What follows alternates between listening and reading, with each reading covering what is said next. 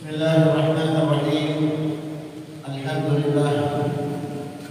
Alhamdulillahilladzi hadana li hadza wa ma kunna linahtadiya lawla an hadana Allah. Subhanaka la ilma lana illa ma 'allamtana innaka antal alimul hakim. Rabbi shrah li sadri wa yassir li amri wahlul 'uqdatam min lisani yafqahu qawli.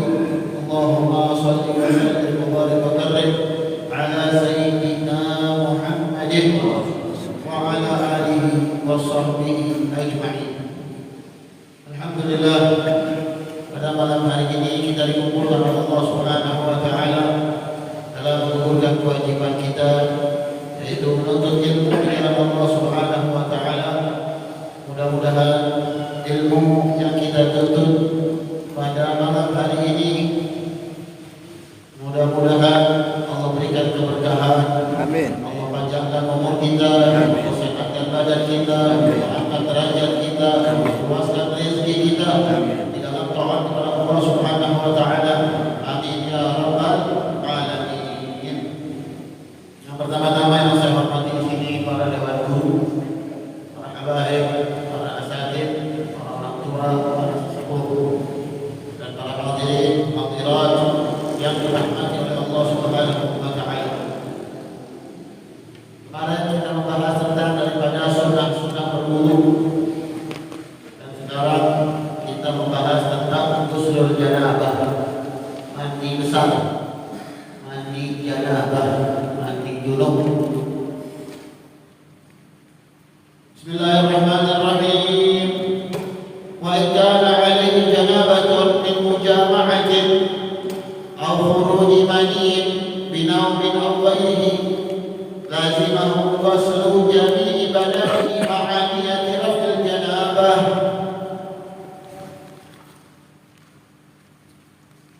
Di sini dijelaskan wa in kana 'alaihi janabatun, barang siapa ada seseorang yang ini memiliki hadas besar, janabah atau junub, ya, dia memiliki hadas besar. Kalau hadas besar itu ma'aujaba alaihi ghusl, orang punya hadas besar maka wajib atas orang tersebut yaitu mandi.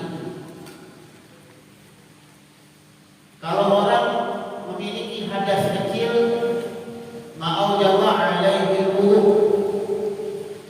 orang yang memiliki hadas kecil maka wajib atas dia berwudu, ya.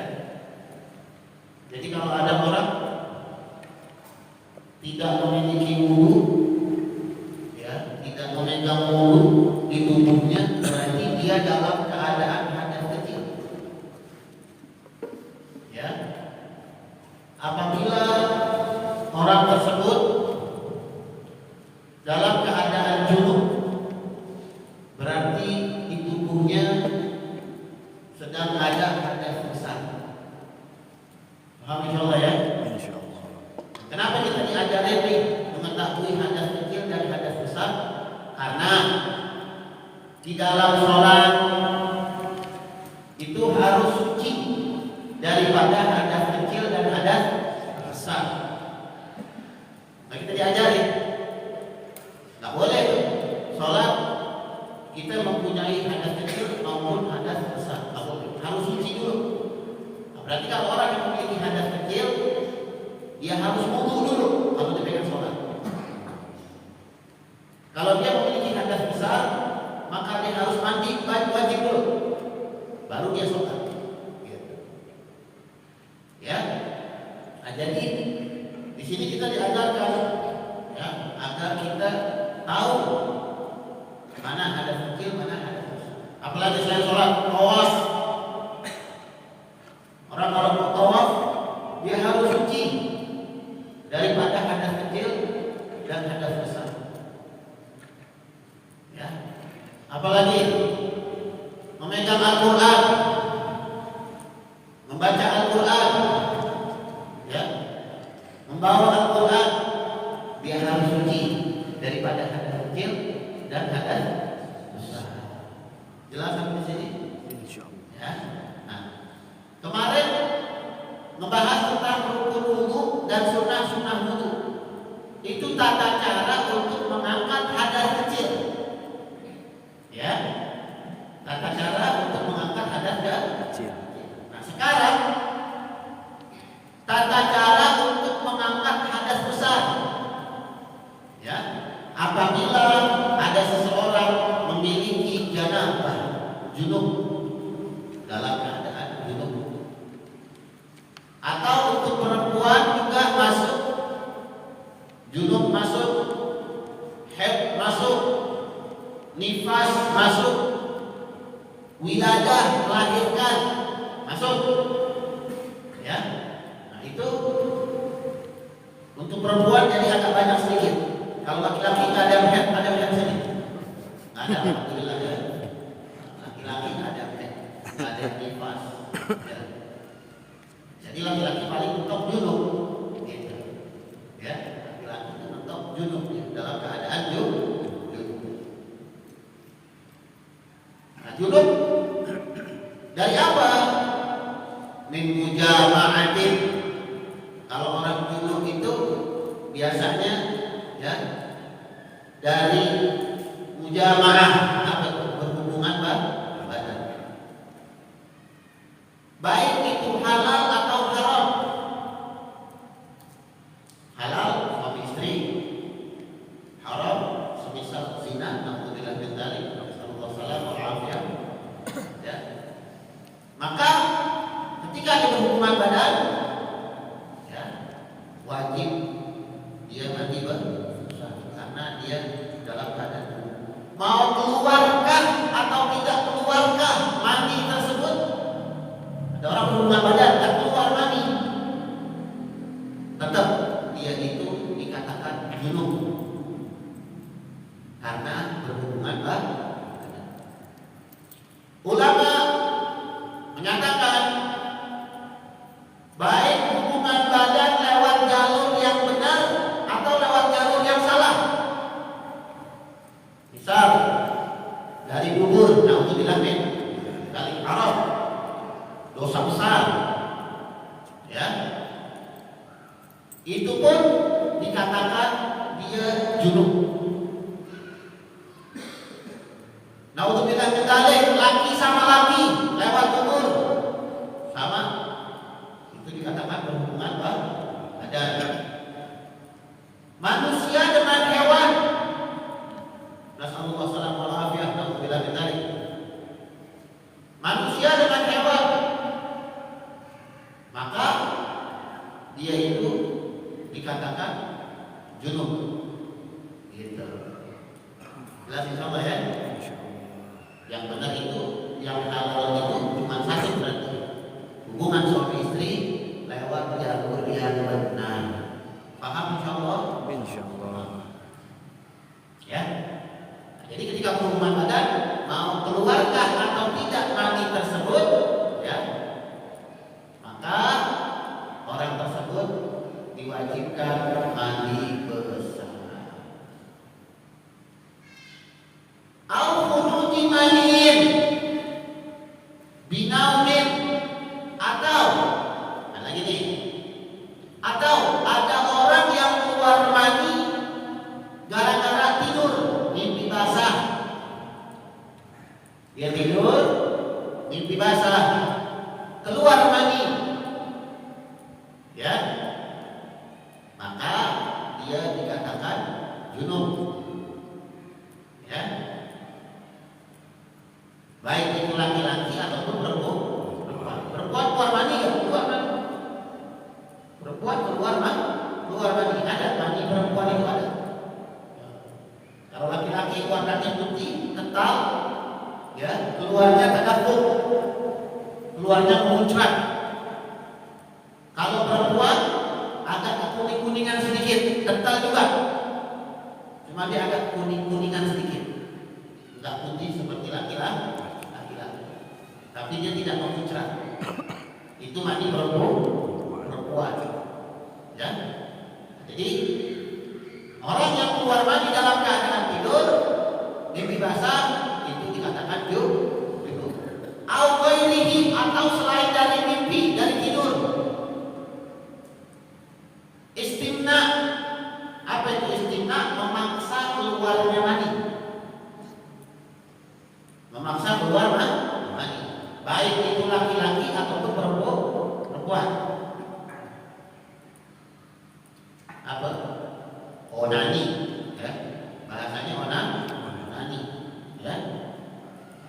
mengeluarkan mani secara dipaksa. Baik dengan tangannya dia atau dengan tangan orang lain. Namanya istimna juga, memaksa agar mani keluar. Baik dengan tangannya dia atau tangan orang lain. Tangannya dia haram. Dia memaksa keluar mani dengan tangannya dia, itu hukumnya haram. Dengan tangan orang lain, kalau yang bukan halal untuk dirinya haram. Ya, ini bukan terus pelajaran kan? Otak mana gitu? Iya, otaknya. Ilmunya gitu. Jadi ada hukumnya gitu kan? Otak mana gitu? Ya, kalau tangan orang lain misalnya, kali aja ada, gitu. Ya, tangan ya, kalau tangan orang lain yang bukan halal untuk dirinya dia haram. Kalau tangan orang yang halal untuk dirinya, semisal istrinya, itu halal, boleh. Jadi minta keluar mani dengan tangan istrinya, ya, boleh, nggak haram. Ya, ini pikir kemana nih? Ya, paham ya Pak ya? Insyaallah. Paham ya? Ini lebih dalam lagi bahaya. Pokoknya paham kan? Paham. Iya, nggak usah penjelasin lebih dalam lagi kan? Paham, tapi nggak usah jadi berenang sendiri ya. Paham insyaallah ya? Insyaallah.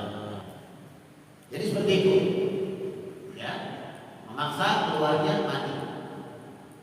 Atau dengan khoyal, ini selain onani, ya, dengan khoyal, dia lonjor, jorok, hayal, ya, sampai keluar mani haram, sama menghayal, ya, itu juga hukumnya haram. Ya. Nah, itu perihal yang diwajibkan untuk mandi besar. Nah, ini kan disebutin dua doang nih.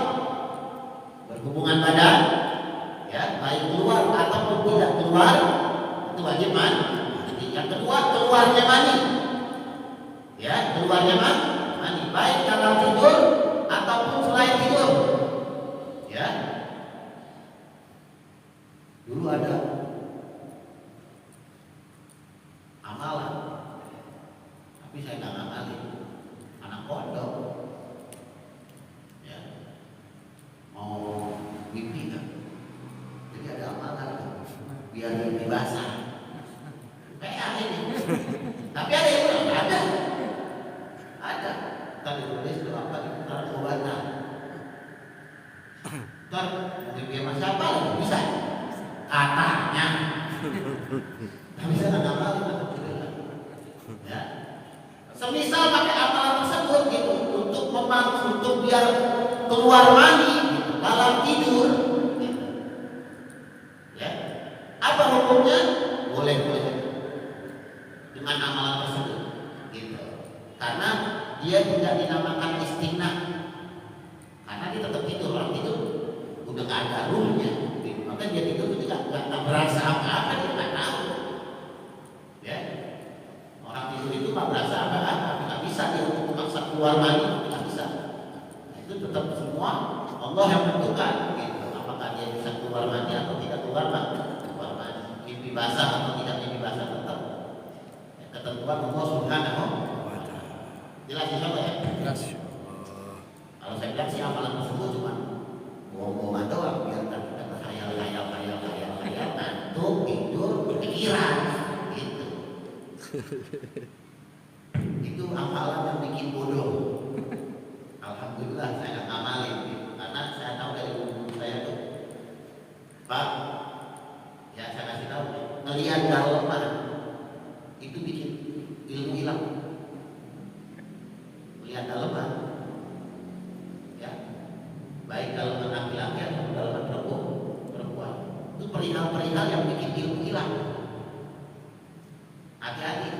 Dulu Imam Syafi'i radhiyallahu anhu lagi ke pasar belanja. Di pasar melihat tumit nenek-nenek lagi pakai baju, memang di jalan, keangkat bajunya, tumitnya doang nih. Tumit nenek-nenek buka. Imam Syafi'i melihat.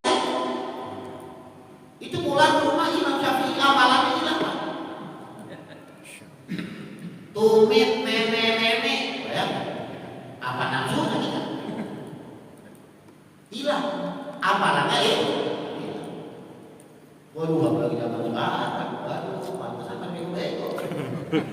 Iya, minta maaf aja ya, hilang, lupa lagi lah, apa bajunya aja. Bener. Iya. Belum nih handphone, media sosial, TikTok, Instagram, nih orang buka apa di sini? Video porno, foto, ya, keluar, ya, mahalan pahala kaki, ayam.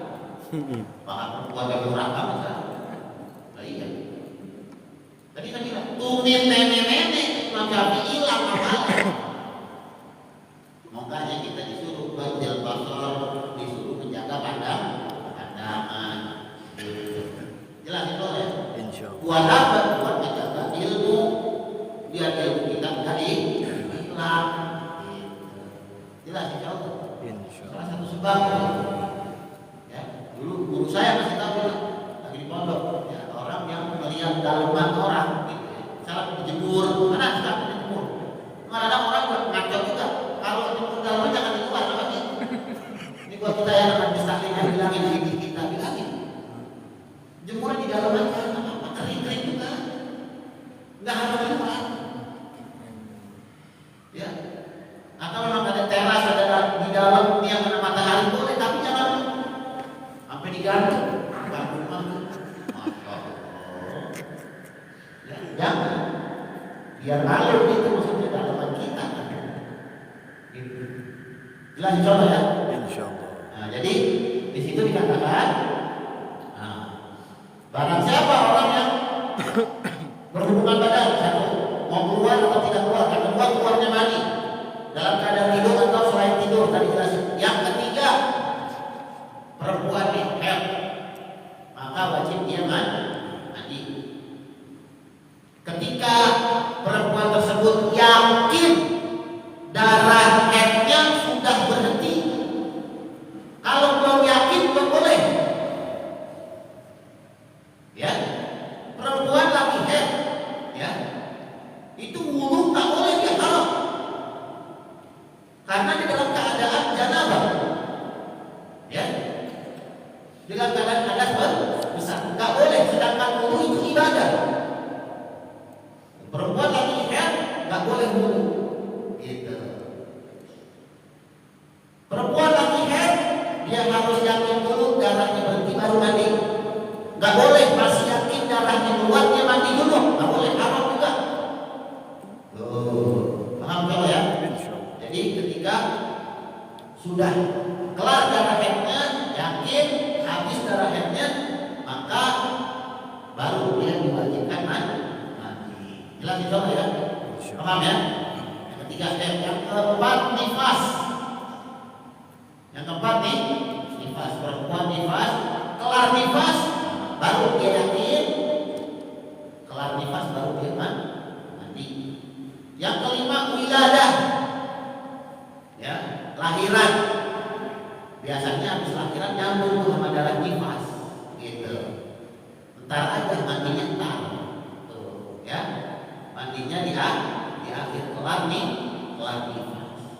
Jelas insyaallah? Paham ya? Yang terakhir, yang keenam, mayit, ya, itu wajib dimandikan. Mayat muslim, ya, selain syahid itu wajib dimandikan. Jelas ya? Jadi ada 6 wajib mandi. Ya, ada 6 wajib mandi. Tadi berhubungan badan, masuknya zakar ke dalam farj, ya, perempuan. Terus apa namanya? Yang kedua keluar mani, baik tidur atau selain tidur. Ketiga perempuan nifas. keempat perempuan hem, kelima wiladah melahirkan, yang keenam mayat ketika mati muslim selain syahid itu wajib dimandi. Jelas insyaallah. Insyaallah. Apa yang wajib ketika mandi besar? Rukunnya cuma dua. Rukun mandi besar cuma dua. Yang pertama lazimahu ghuslu jami'i badanihi. Dia harus membasuh semua badannya. Ya, dia wajib membasuh semua badannya. Ta'mimul ma' fil badan, menyeluruhkan air, meratakan air di seluruh badan. Wajib air itu masuk. Basyaran wa sya'aran, bulu-bulu, rambut-rambut yang ada di tubuh, kulit-kulit wajib dibasuh dengan air semuanya. Dari ujung kepala sampai ujung kaki wajib kena air. Paham nih? Ya. Jadi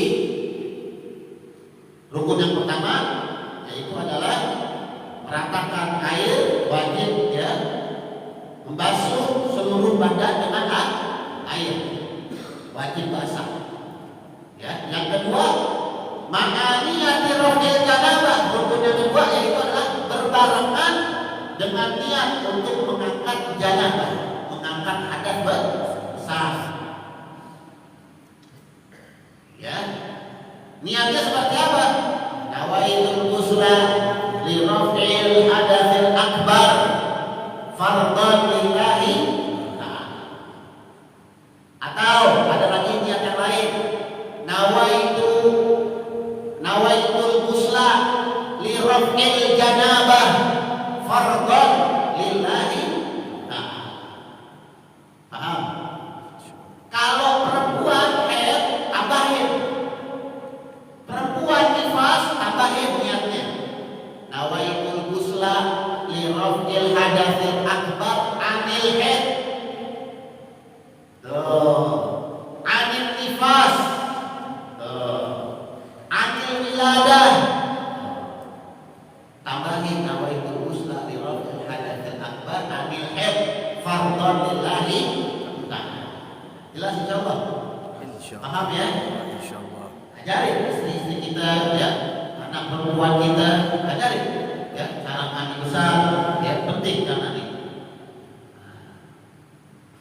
Jadi kalau laki-laki junub ya itu cukup ya nawaitul ghusla li raf'il hadatsil akbar fardhan lillahi atau nawaitul ghusla li raf'il janabah, ingat fardhan lillahi.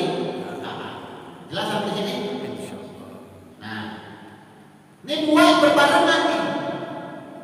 Basuh air ke seluruh tubuh berbarengan dengan niat. Kapan niatnya? Ketika air sudah sampai di tubuh kita. Bagusnya dimulai dari atas. Sunnahnya dimulai dari kepala. Sunnahnya berdiri. Mandinya berdiri karena lebih enak nanti. Pakai kotoran di atas. Wah, nggak ada baju, udah cidayu, nggak apa-apa. Oh, pakai selambit, ya udah nggak apa-apa. Oh, ada keran di kaki jengkok, nggak apa-apa. Yang penting mulai dari kepala. Ya, air nyampe di kepala, mulai nih. Ya, kalian sebut sunah-sunahnya nih ya. Baca Bismillahirrahmanirrahim sama kayak wudu. Baca Bismillahirrahmanirrahim, baca. Pakai siwak sunnah. Sebelum mandi besar pakai siwak. Nah, udah itu baru udah mulai. Bismillahirrahmanirrahim, pakai siwak langsung. Nah, air nyampe di kepala langsung dah niat. Tuh, bagusnya gitu tuh ya. Air di kepala langsung niat. Nawaitul ghusla li raf'il janabah fardhan lillahi ta'ala. Nawaitul ghusla li raf'il hadatsil akbar fardhan lillahi ta'ala. Nah, basuh dah tuh kepala dah tuh. Terus basuh. Pakai bahasa Indonesia boleh nggak? Boleh.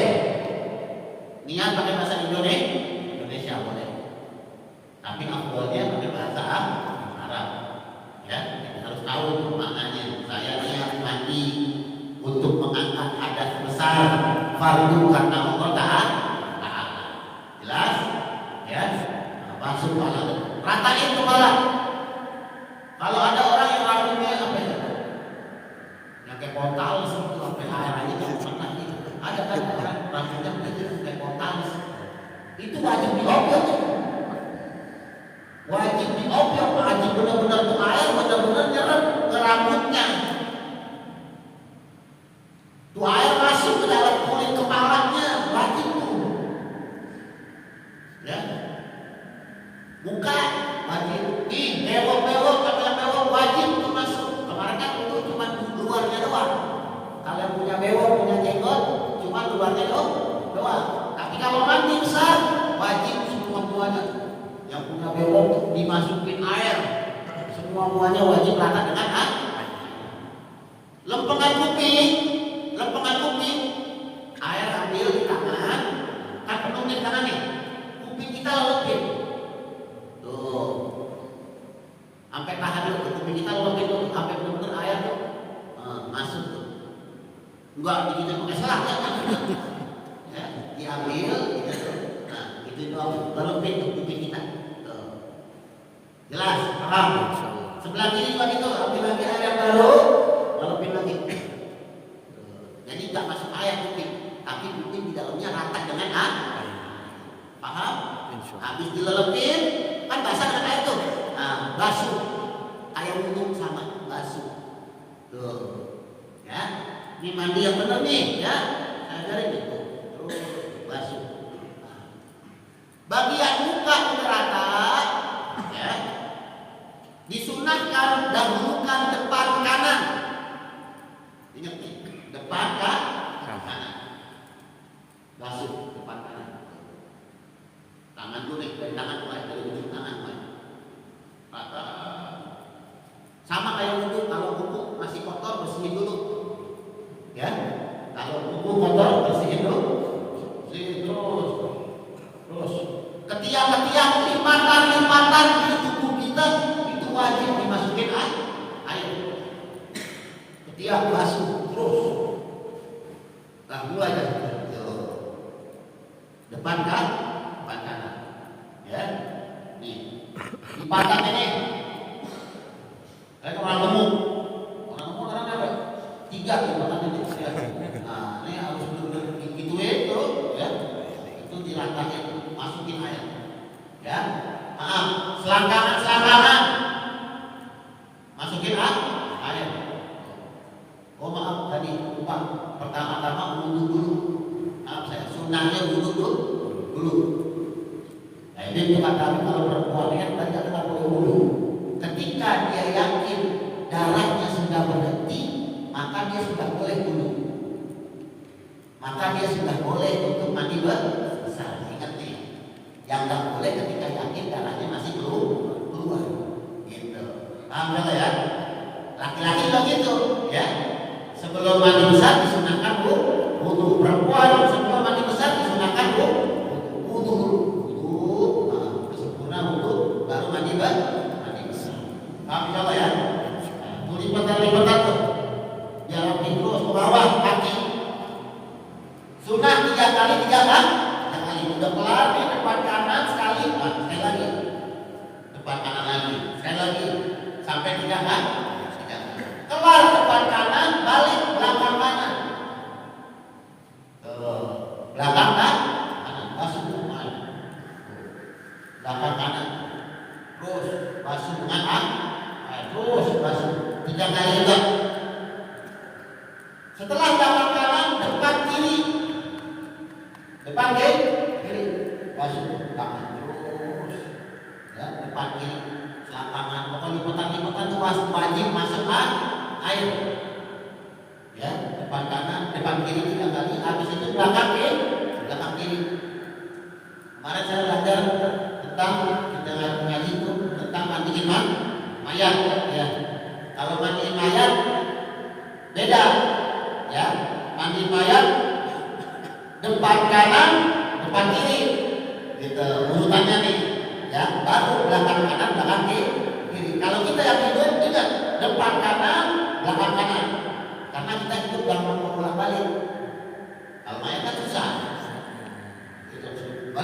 balik ya, kabur yang ada balik kabur. Ya, kalau mayat susah disuruh balik. Makanya kalau mayat depan kanan, depan kiri, belakang kanan, belakang kiri. Tapi kalau orang yang hidup depan kanan, belakang kanan, depan kiri, belakang kiri. Itu urutannya. Udah kelar semuanya. Jongkok. Nih, ya, jongkok. Nah, kalau jongkok kebuka tuh. Ya. Lubang lubur kebuka, perempuan kemaluan depannya kebuka. Nah, ketika begitu baru dibersihin. Ya. Bagian-bagian lubur, bagian-bagian kemaluan depan diratakan dengan air. Karena kalau perempuan atau laki-laki ini masih terlibat ini dia. Kalau dalam keadaan berdiri masih tutup, gitu. Makanya disuruh jongkok, langsung semuanya dengan air. Paham sampai sini? Insyaallah. Ulang mami kan? Keramat, main apa? Tapi kalau sampo wajib apa? Gak, itu lagi zaman juga nih, zaman orang sekarang wajib pakai sampo, kagak. Nah, wajib pakai sampo. Emang ada tuh, wajib sampo. Ada cuma dua doang, udah cuma dua. Ya, diratakan pakai air sama minyak, gitu doang. Hah? Ya entar dulu. Setelah itu udah mandi besar, udah rata kita ikutin aturan syariat, nah, baru dah pakai sabun gitu, pakai sampo gitu. Gak wajib beli sampo dulu, pengen mandi besar, lah. Syariat bikin repot aja, ya. Jadi gak wajib gitu. Paham kalau ya? Insyaallah. Yang enak nyemplung. Banget. Wah, iya. Udah tuh namanya usulan Rasulullah SAW.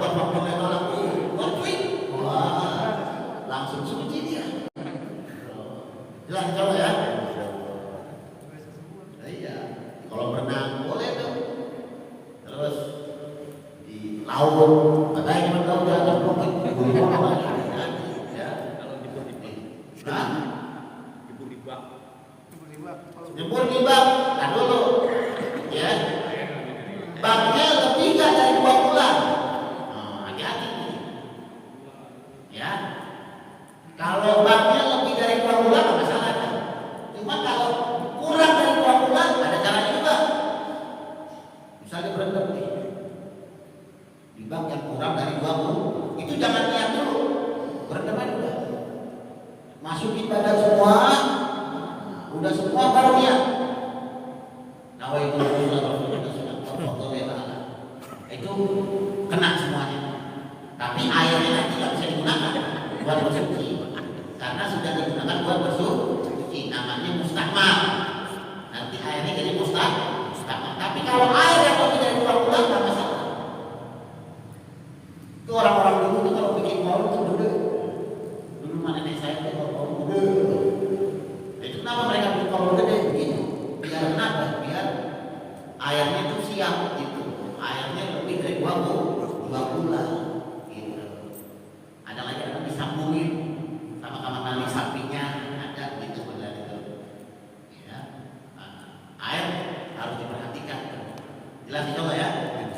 Jadi itu mandi besar bisa seperti itu. Pokoknya 2 doang ukurnya.